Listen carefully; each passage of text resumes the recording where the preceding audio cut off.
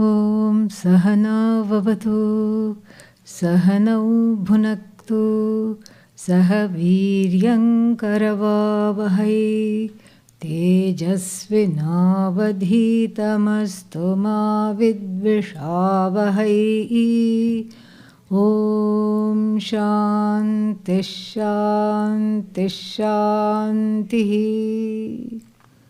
Namaste Sahadev. How are you? How are you? All right. Okay. Yes, everything is wonderful. One more year and one more year-end camp, retreat. Camp, sometimes when we use it, feels like a boot camp, And it may be that, but it's better to not focus on that, and as Shuddhatmaji said, to see it as a unfolding journey in the growth of oneself. That is why we come here. That is what this place is for. No other place, I think, is as committed as this place to the individuals, that is to your self-growth. And it is a package deal. It really is. It's not something about choosing which activities to participate, which classes to refrain from. And because the whole thing is thought out, it is a well-entrenched program, well established, and thanks to our Pujya Swamiji, well tested, well thought out, creatively thought out and well tested program. Whether it's a 1 week course, 10-day course, 10-month course, 3-year course, it's the same thing that applies. There is the difference between other things that we pursue in life and the pursuit of this most important, most dear thing to us, which is the Atma, oneself. In all other pursuits, the product is what is focused on. I want the end product. This is the only pursuit, perhaps you cannot say that. I want the end product. What is the end product? Show some signs of life, yeah. This is not a Zoom class, okay? Yeah. So what is the end product? I. So where are you? Right here, right now. So whether you say I, whether you say self, whether you say moksha, it is siddha vastu vishaya. It is something that is already established. It's already something there. Like the amalaka fruit in the hand. It's like the fruit is already there in the hand. There's nothing to go towards, nothing to run away from, nothing to be distracted by, nothing to shun, nothing to run towards, nothing to be attracted to. It's all you. It's all Brahman, it's all Ishvara, it's Bhagavan. So here, then, there are two questions that arise. The first one is, if I'm already that, then why am I here? That is the thing. That is one of the very important questions, which will be answered not tonight, but over the course of this few days that we have together. That's the first question. If Atma is myself, then why do I need to come to you to understand this? This is a very important question. If it is myself, then I should know. Then that's the second question. Then if I don't know, then when will I get it? Children ask this question sitting in the back of the car. What is that? Are we there yet? Are we there yet? Are we there yet? That is the second question. And coming year after year, and then many people have been coming for so many years, there is some sense of what is that, elusive feeling like, oh, when will I get it? One more camp, one more retreat, what will happen? Bordering on futility, bordering on perhaps a sense of hopelessness. That's why I want to remind all of us that this is not a product-oriented pursuit. You're not going to go away with something, what is that, object, something that you can objectify, taking with you from here. But that doesn't mean that nothing is happening. That is also there. So process-oriented pursuit, it's not a product-oriented pursuit. In a product-oriented pursuit, the rules are very clear. Okay, this is away from me and I have to get it. And in order to get it, I have to follow these steps. I have to jump through these hoops. Simple. But this is process-oriented. The process being you. Product is you, process is you. It is all 9/10 of this knowledge is preparation. Its preparation means emotional growth, spiritual growth, maturity. Am I a yukta? Yukta means together as a person. This is a word that is frequently used in the Bhagavad Gita. Especially in the 6th chapter, you'll find that. The proliferation of the word yukta. Somebody who is together, emotionally together, spiritually together, mature. And that maturity is the precursor to this knowledge. And the knowledge being yourself, it can never be denied. And what is as though denying it is some kind of a want or need or lack of this very important process called self-preparation. So the self-preparation is built into this retreat as in any other retreat or any other course of study, thanks to Pujya Swamiji and all the other saints and Vedanta teachers before him, because they would recognize, one recognizes what is the truti. Truti means like what are the little shortfalls that might be there. So Gurukula Seva is included, and then there are classes. It's a study-based place. Meditation is included, classes are included. And there also there is very well thought out way in which everything unfolds. So that's why it is a package deal. If you pick and choose, then you're doing the same thing. One is doing the same thing that one would do in one's everyday life. I like this, I like that, I don't want this, I don't want that.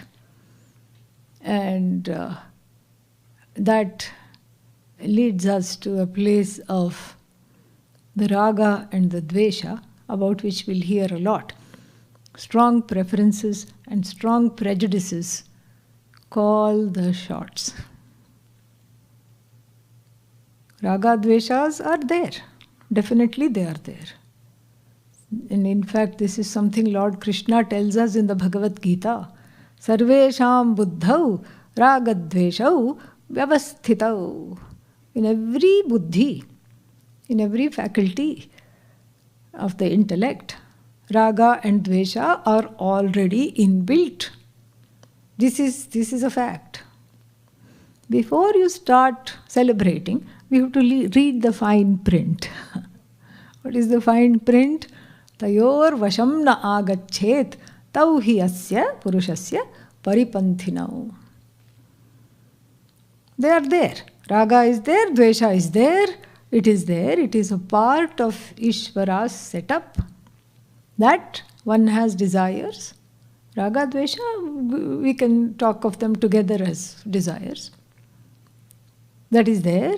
But then the capacity that one commands to not come under their spell, that is also given.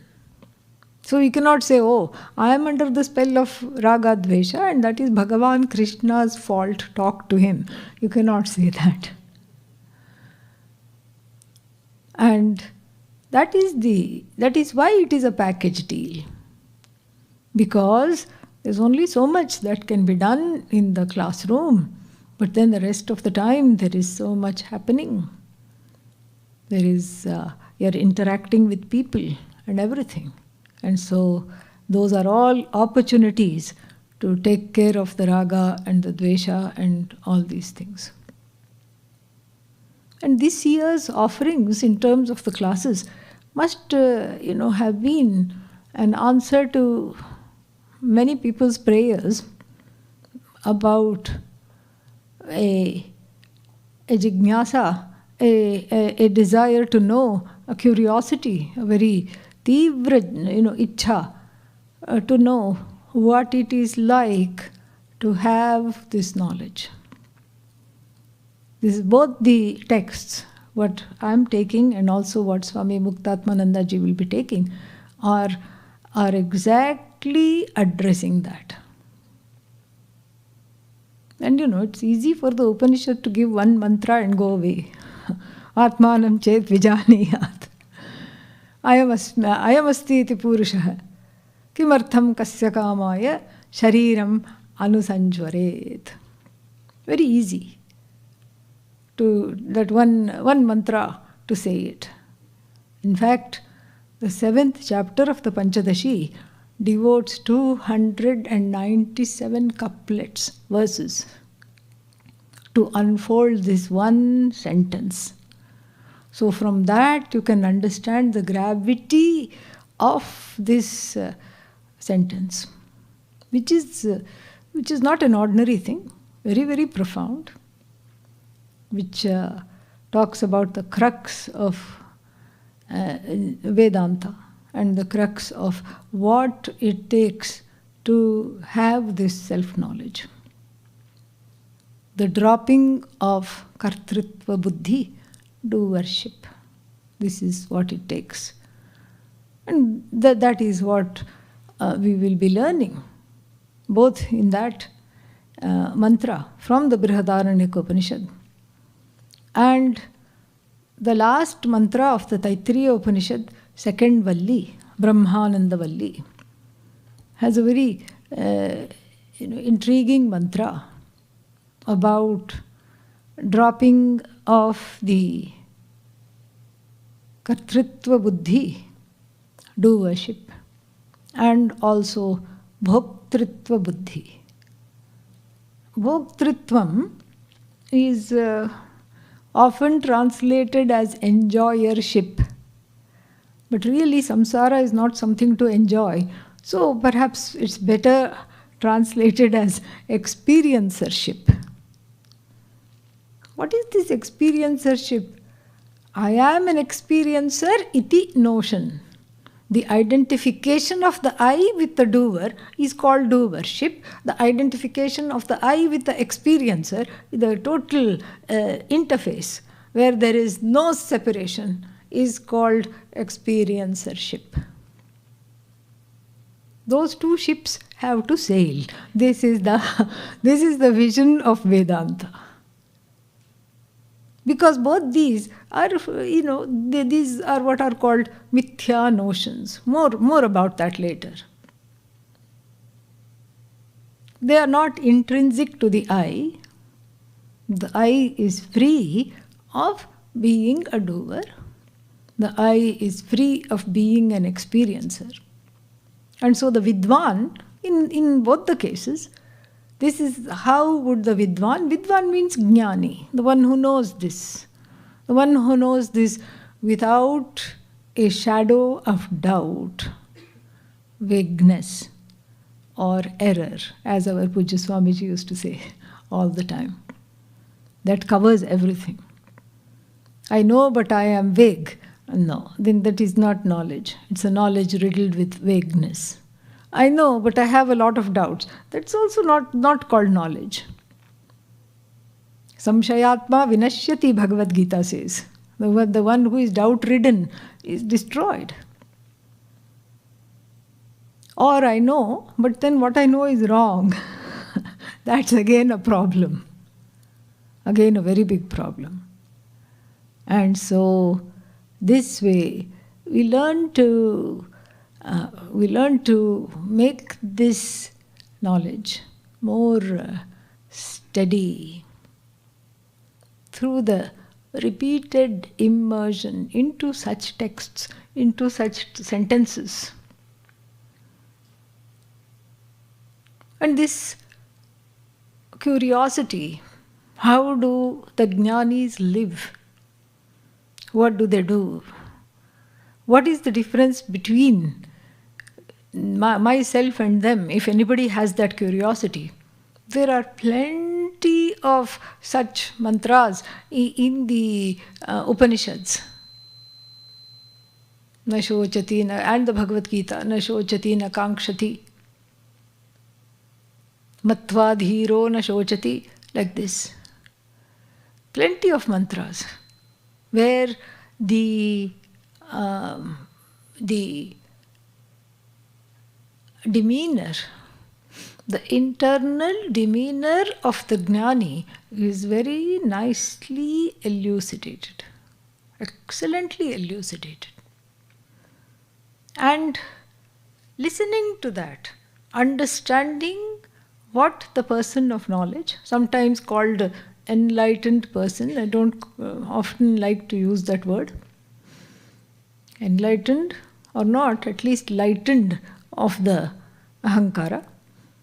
That's a better way to say it perhaps. So how does this person, what is different about this person as opposed to the masses? This is a place where there is a lot of yearning to know, a lot of curiosity. And both these mantras address this issue squarely. How does the life of the jnani unfold, and how is it different from the day-to-day life of the masses who have had perhaps very little or no exposure to Vedanta Shastra? Because in this curiosity itself is an opening. And what is the opening? The opening or the desire is to emulate the jnanis, the saints and the knowledgeable people in the tradition.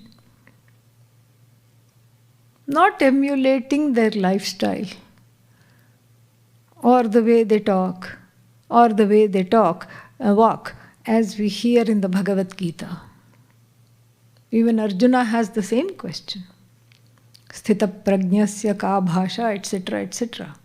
How does the person of knowledge sit, stand, eat, walk?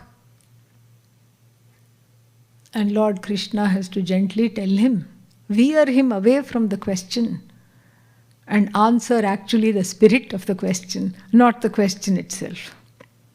Answer the spirit of the question and say, it's not about that. It's not about the external features of the person that makes them discernible as a person of knowledge.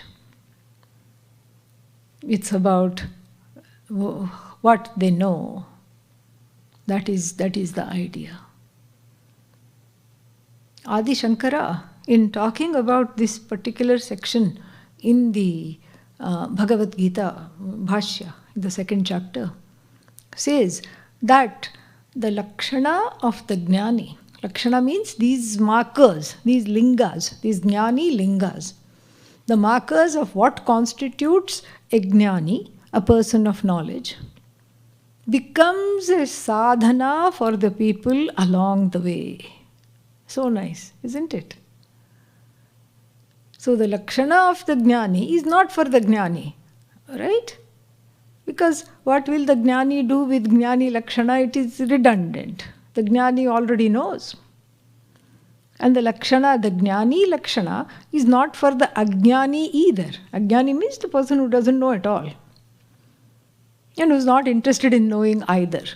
For such a person, if you give the list, what will they do? Nothing, because they're not that interested. Then who is this for? So this is for the people who are wanting to know, wanting to get there, but somehow there are some obstacles, some impediments, some vagueness, doubt, error coming in the way. For them, these kinds of they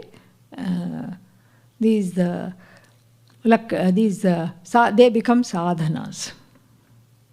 All the things that are talked about, freedom from kartritva buddhi, bhoktritva buddhi, freedom from identifying as the agent of action, and freedom from identifying with the results of action. That is bhoktritvam. I am the experiencer of the results. This itself, the premise itself is wrong.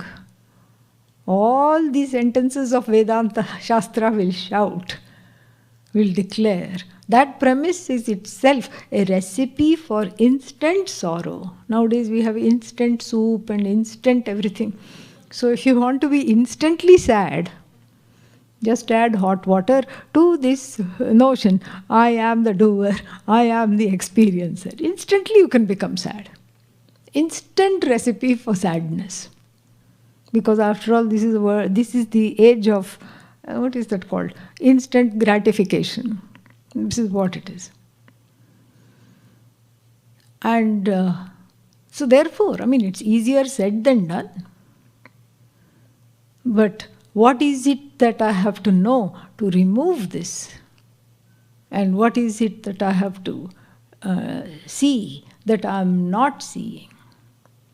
That is what, that is where the gap is. And that gap is what is going to be addressed by these two texts.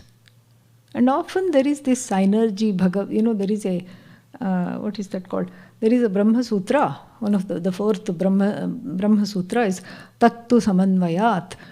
Samanvaya is a technical term which means that the Veda and Vedanta included, that it does not have any internal contradiction. Like, you will never hear one Upanishad say one thing and another Upanishad contradict that particular statement. It's not there. And even if it seems like that on the face of it, like in the Kathopanishad we have manasa eva idam aptavyam. This has to be gained in the mind.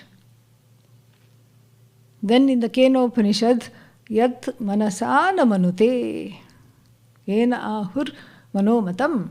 That which is not gained through the mind, even though it looks like a seeming contradiction, it is not really a contradiction. Because when we look at it closely and we look at the commentaries of the tradition, the Bhashya and Tika, everything, then you see that there is no contradiction. And this is what this kind of a reconciliation, and this is samanvaya. And then not only is there no internal contradiction, there is no external contradiction either. Because Vedanta being its own means of knowledge, to see what is impossible to see otherwise, to understand that which is not at all possible to understand, it must not and cannot be a valid means of knowledge if it contradicts with other means of already established knowledges. So, for example, if Vedanta Shastra says, and this is Adi Shankara's example, so that if 1,000 Shrutis say that the nature of the fire is cold, And if you say, oh, I have lot of Shraddha, I have faith, I'm going to put my hand in that, definitely you will burn. Definitely your hand will be burned. So, therefore, it will not contradict. It will not contradict. And that's why Adi Shankara is able to say that with so much emphasis. It cannot contradict anything that is external to itself, because everything else, it is there along with other means of knowledge. It is its own means of knowledge. It cannot contradict other means of knowledge. It cannot contradict itself. And then, so Samanvaya becomes a process of bringing everything together. We look at one sentence and then immediately other sentences in the other Upanishads which have a similar meaning immediately are brought in as a torch, as a lantern to light up that particular understanding. It's very, very beautiful. So that is exactly how that synergy is there. It is already there.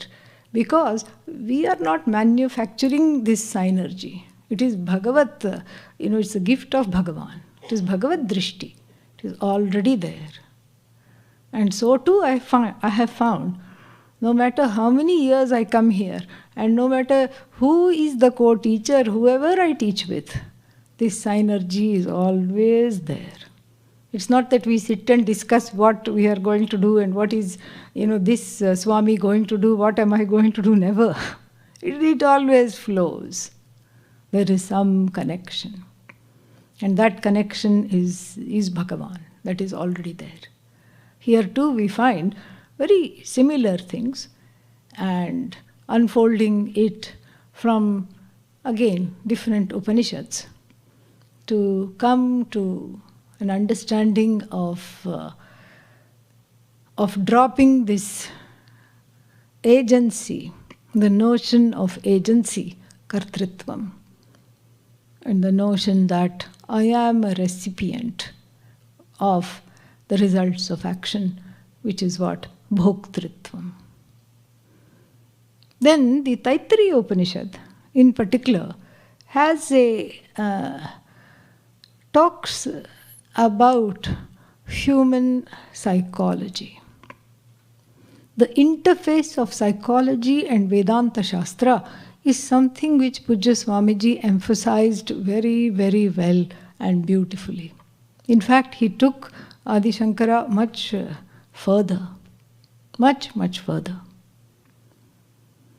Because Adi Shankara talked about it, and Bhagavad Gita also talks about it, Upanishads also talk about it.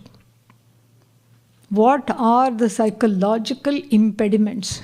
What is there in my mindset that particularly comes in the way of me assimilating this knowledge? This was something that has already been talked about by the stalwarts in the tradition. But the times have changed. And what are the times that have changed? In those days, people generally led a Vaidika life. And what is the meaning of a Vaidika life? Vaidika life means, from morning to night one is kept busy, tending to the fires. And there is Pancha Mahayajnas, giving to 5 kinds of giving. To, everything starting with insects, you give to them. And you feed them. You feed the birds, you feed the animals, you feed other people, and you help out, you do all this. The whole life is oriented towards seva. To the community, you have responsibilities towards the devatas, towards the ancestors, towards the community, towards the guests, towards the animals, plants, everything. Towards, of course, your own family and all these things. So there was no time to indulge into these mental states or let them have a life of their own so that they come and trouble one. But nowadays we are very far away from that lifestyle. And that's why the interface of Vedanta and psychology has to be explored very, very deeply, extremely deeply.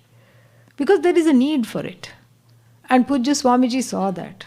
And this was his contribution that we are just taking forward in the tradition. And so, what is this psychology? Psychology here means that there is a lot of, what is that? There is a lot of feelings, thoughts, ideas, identifications, and I don't know what I'm supposed to do with them.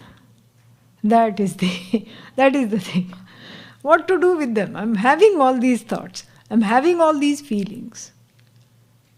And then what happens is that, left to oneself, the feelings are enshrined. You make a special altar for them. Sadnessaya namaha every day. Yeah. And you worship those feelings. They become real, because anything you worship becomes real, okay? So, this is what it is. And those feelings are worshipped, those feelings are put on the pedestal, those feelings are indulged in. And then, of course, Vedanta says what? You're not the doer, you're not whatever you think you are not. You're not the sorrow, you are free of sorrow, and then you are free of fear. When there is a big disconnection. How? How is this possible? How am I free of sorrow? How am I free of fear? And that is the gap that the whole interface of Vedanta and psychology is trying to address. That is actually the gap. And because it's one thing to say that Brahma Satyam Jagan Mithya. The Jagat is Mithya. It's easy to say. Everything is Mithya. I mean, the person will be enjoying everything. But then we'll say it's Mithya. Oh, you didn't save me a chocolate cake, one person says. And the spouse says, well, it is Mithya anyway. So that's easy to say after finishing it off and not sharing. It's Mithya, what do you want to do with it? You're a Vedantin. And this way, but when it comes closer to oneself, where the mind is involved, where the emotions are involved, then the shoe starts to pinch. That is where one has to see the mithyatvam of these feelings themselves. That's why the title for this particular text I have given is Freedom from Guilt and Hurt. What is guilt? Guilt is the inability to come to terms with what one has done. That is guilt. A sense of regret, if you will. This is what is called guilt. But then it has to do with doership, correct? Then what is hurt? The hurt is the inability to come to terms with something that another has done to me. So in the first instance, I am what? I am the karta. Grammatically, the first case. I am the actor. Ramaha karoti. So here in the sentence Ramaha karoti, then Rama is the doer, Rama is the karta. Ramaha, Rama pachati, Rama cooks, Rama eats, Rama goes, Ramo dhavati, Rama runs. All this Rama is the agent of the sentence, of the action, agent of action. That is what we call karta. Then this happened to Rama. Then immediately we go into what is called the accusative case. Bhokta. 1 minute Rama is running around, cooking, cleaning, doing whatever. And in the another second, what happens? Rama is reduced to a recipient of other people's actions. Rama is doing, somebody is doing this to Rama. Somebody is beating Rama up. We are not talking of Lord Rama, local Rama, okay? Shapad Rama. Some regular local fellow. And somebody is beating up Rama. Somebody is snatching away Rama's food. Somebody is dissing Rama. Puts Rama in the accusative case, or what is called the second case. So, means what? Rama is the recipient of other people's actions. Other people's actions means what? Omissions and commissions. The inability to come to terms with other people's omissions and commissions is what is called hurt. The inability to come to terms with my own omissions and commissions is what is called guilt. And this sentence, this mantra from the Taittiriya Upanishad that we are studying will be addressing these two inabilities. The Upanishad says so. Kimaham sadhuna karavam, kimaham papam akaravam iti. Why did I do the wrong thing? Why didn't I do the right thing? Reproduced and translated for you with swaras. Yes. This is what it is. It's amazing. Upanishad talks about this. And we'll be seeing that in detail. How to overcome this guilt and hurt. I can't think of anything more practical than that, especially around the holidays, where everybody is feeling guilty and hurt, both at the same time. And so this is the guilty because one is in the Gurukulam and one is not with doing what other people are doing. Hurt, why? Because maybe one did not get the present that one was hoping for. So like this is what we'll be talking about. Very, very beautiful. And we'll see some more. I didn't expect a question today, but let's see what it says. And then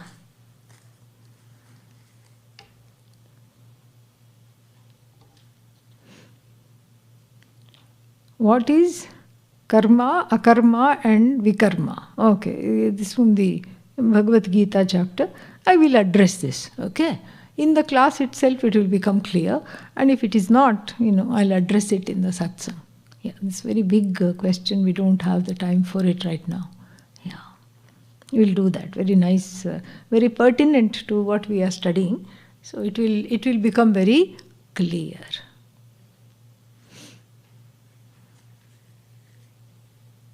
Yes, karmanascha bodhavyam. Like this, there is one verse in the Bhagavad Gita. From that it is coming. I will address that. Because it's all about what constitutes action and what constitutes inaction. We think sitting down just without doing anything is inaction. But that itself is an action. Why? Because there is a choice behind it. Because that which is called action is powered by free will. And if I choose to not do something, that is also a choice. So there is an action there. And the person who sees action in inaction is somebody who is a jnani. This is what the Bhagavad Gita says. And then sometimes there is action, but then it does not constitute an action. Why? The person is free of being identified as an actor. Like when saints do things, like when Pujya Swamiji used to go from here, there, raising money for aim for seva, doing all these things. He was not really doing anything. It was just happening, and he happened to be in that flow. That is what it is. And so, like this is, and then vikarma again means actions which go against dharma, that is also there. So all this, the one who is able to see is a jnani, like that it is there. That is just briefly for now, and more we'll see later. All right? Yeah. So I wish you all a good night, sleep nicely, without a care, and then Tomorrow will be meditation in the morning, and it's a very complicated schedule, and I hope both of us will not turn up at the same time, and that also will be interesting. Or I hope the wrong person will not turn up. We'll see how it will go. Okay? Yeah. Om Purnamadav Purnamidam Purnat Purnamudachyate Purnasya Purnamadaya Purnamevavashishyate. Om Shanti Shanti Shanti. Harihi Om Shri Gurubhyo Namaha. Harihi Om. Thank you. Nice to see all of you.